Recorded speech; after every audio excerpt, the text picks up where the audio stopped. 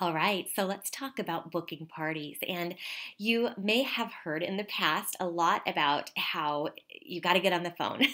And the phone still has a place with our business and doing outreach. However, it's not necessarily always the best method of communication. And so we're actually going to talk about some social media and text strategies today.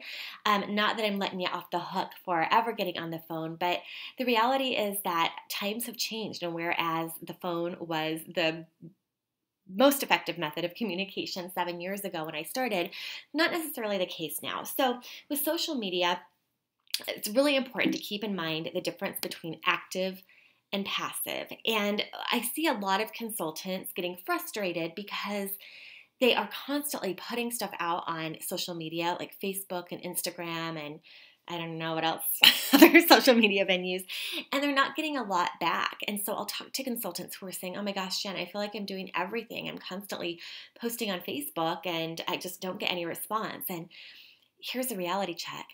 It's not very effective to just put stuff out there. When you are posting things and hoping that something sticks, it's a very passive form of marketing. And so generally when consultants are having a really tough time booking parties and they're telling me that they're trying everything, I'll ask them, what are you doing? And usually the answer is, well, I am handing out my business card everywhere. I'm wearing PR gear. I'm putting things on Facebook. I put up flyers. And that's all fine and good, but those are all one-way communication. You are putting stuff out, hoping that someone picks up on it, versus active, which is more of a two-way conversation. So we're really going to focus on active booking techniques, and we're going to get into some specific scripts that you can use in sending Facebook messages, texts, and even using the phone if that's what you choose to do. But just a couple of do's and don'ts for effective outreach. Number one is don't just post on Facebook and hope that someone picks up on it, because again, you are going to get frustrated when you see consultants that post on social media venues and are getting a lot of responses. Usually they've spent a long time building up a pretty big customer base, and for most people it's not very effective. And so don't just rely on Facebook. Don't send group Facebook messages ever, ever, ever. This is really annoying. And so if you go into Facebook and you add a bunch of people to a private message and then they all are getting everyone's responses, oh my gosh, that's a really great way to get deleted from someone's friend list. So don't use that. It's annoying. Ever. And then also don't depend on mass email and texting. The Media Center is a great tool, and we have wonderful marketing tools like the newsletter and e-cards, and those are good to use. But again, it's passive, right? Because you're putting things out there, you're hoping something sticks. It's not personal. So what we do want to do is make it personal. We're going to use her name. We're doing individual outreach to people on Facebook, texting, calling in person, but always make it personal. Always state who you are when you're texting or calling. You'd be surprised how many people, well, probably you wouldn't be surprised, but I get a lot of texts from people that just assume that they're at my phone, and I don't necessarily have everyone on my phone. And so don't assume that you are in your hostesses or customers' phones. Always start off a text message or a phone call with, hi, this is Jana from Pure Romance. Do find out what her preferred methods of communication are, because it's different for everyone. I found that I do a lot of college parties, and it seems to be a generational thing, but women who are under 30 tend to like to text. And so I can call and call and call and never get a response, but I text and I get something back within 30 seconds. On the flip side, I also have a group of, several groups of women that are 50 plus, and they tend to do phone call and not so much social media. So the customer connection card has made that really easy for us because we've added new categories that ask what the preferred method of communication is, but find out and play to that. And, honestly, it's not going to be the phone for a lot of people anymore as it was a few years ago. Do remember the difference between passive and active, and we want to focus on active forms of communication. So again, before we get into the scripts, when you are sending messages to people or connecting, whether it's phone, text, Facebook, whatever, there's some ways that you want to phrase your communication. And we never want to close a message with something like, hope to hear from you, or let me know if you're interested, or in the case of a party, I hope you can make it. And the reason, again, is it's kind of leaving that open-ended. You're not necessarily going to get a response, and we want to get a response. I would much rather have someone say, oh, I'm not interested, or no, I won't be there, than just leave it up in the air. And so Instead, some of the messaging that you can use is just using a direct question, and it doesn't have to feel pushy. It can be something like, what do you think? I'm booking for September. I'd love to have you as one of my hostesses. What do you think? How about it? In the case, again, of guests, party guests, you could say, I'm planning snacks. Can you make it? And this is something you can really hostess coach your hostesses with because they do need to be contacting people directly and asking them a direct question like that, not just hope to see you there. We want to directly ask them so that she can plan. And again, that's a legitimate thing to ask. And I would much rather get a no response than not know and have her think that people are coming that aren't. Also, are you open to is another way that you can close a message. Are you open to learning more? The reason you want to say, are you open to versus are you interested in? A lot of times people will be resistant to say they're interested in something, but everyone wants to be open. So it's just, again, a phrasing thing. So keep that in mind when you're sending your messages. Now, specifically who to ask on social media, there are two groups if you're just getting started with this that I would start with immediately because they're super easy. So the first one is who has a birthday coming up. You can go to your Facebook events calendar and pull up the calendar and see who in your friends list has a birthday coming up. I would maybe do it about a month in advance. So see who has a birthday coming up in September if it's August. And then we're going to reach out to them. And then the other one is who is getting married. And I'm going to show you a really cool trick I learned from Rachel Irwin in Iowa, one of our All-Star team members, that you can easily find out who's engaged on your friends list. So the first one, if you go through your friends list on Facebook, find out who has upcoming birthdays, or alternately, if you have been using the customer connection cards where guests put their birthdays, this is a way that you could reach out to them. And again, this could be text, this could be Facebook, this could be email. Again, email's a weird one. It seems to be a generational thing. It's not as effective as it was a few years ago, but that's another method, or phone. But you want to make it personal. So, hi, Sherry. I see you have a birthday coming up. Happy early birthday. I do a lot of Pyramid's birthday celebrations. It's fun, easy, and a great excuse to get the girls together. Not to mention I spoil my birthday girls extra. No pressure. Just wanted to throw it out there. What do you think? So again, super easy. Doesn't feel pushy, right? But you're asking for a response, and I do a ton of birthday parties with Pure Romance, so really easy group to do some targeted messaging to. Okay, so the trick to find out who's engaged on your Facebook,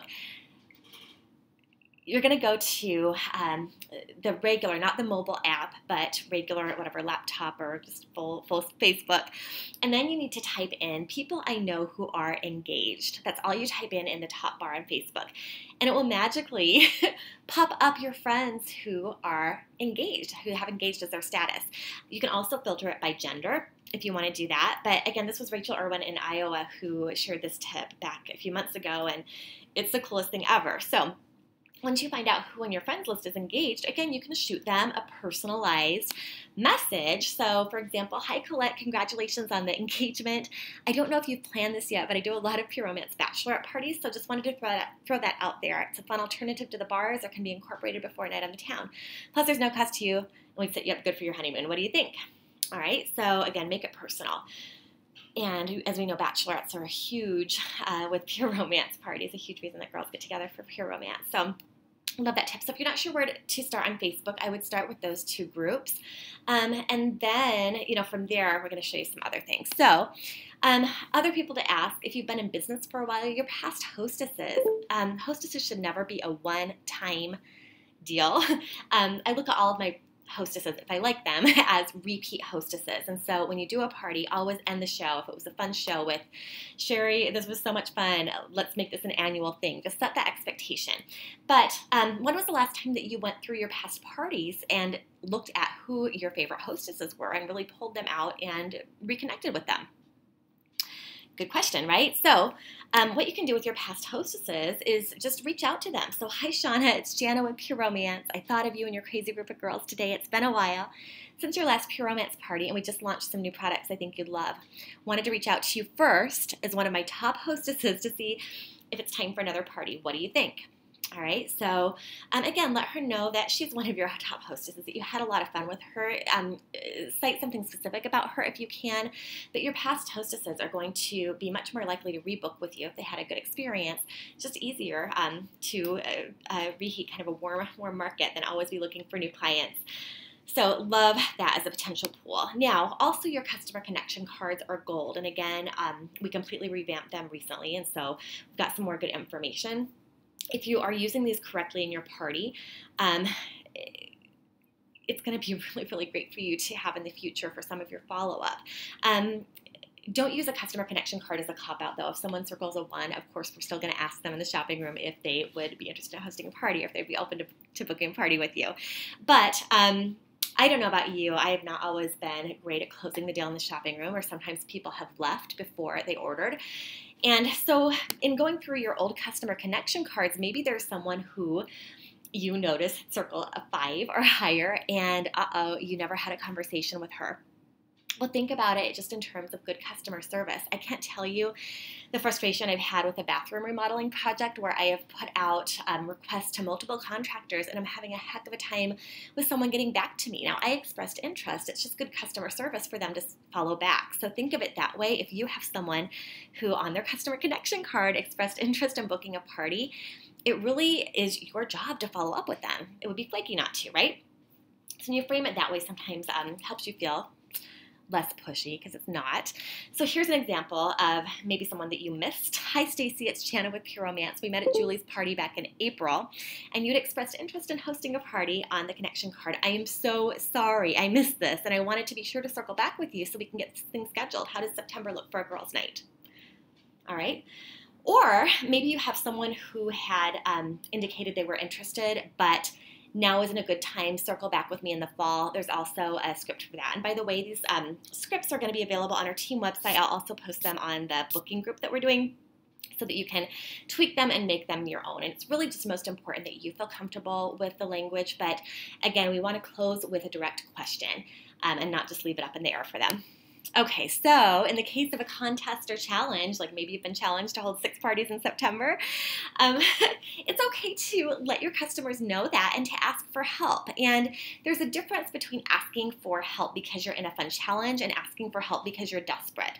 So what you don't want to do is say, oh my gosh, I'm going to go inactive if I don't have a party this month. Who wants to book a party with me? Right? Because sign me up for that. You must be an awesome consultant. But it's totally okay when you're having a contest or something that you've been challenged to let the girls know that. So here's an example. Hi, Susie. I'm in a contest. I've been challenged to hold 6 parties in September. I thought of you right away because, and give a specific reason, because your birthday's coming up, because you are such a fun hostess, because you're awesome. We want to make it specific. I want to party with you. It's going to be cooling down outside, so it's a perfect time for a Pure Romance party. Would you be one of the 6? Again, we're closing with a direct question. So those are just a couple of tips for doing outreach in social media and texting in addition to phone calls. And I hope that you have fun with it. Happy booking. Remember, active versus passive, and always try to turn things into active and make them personal whenever possible. Happy booking, girls.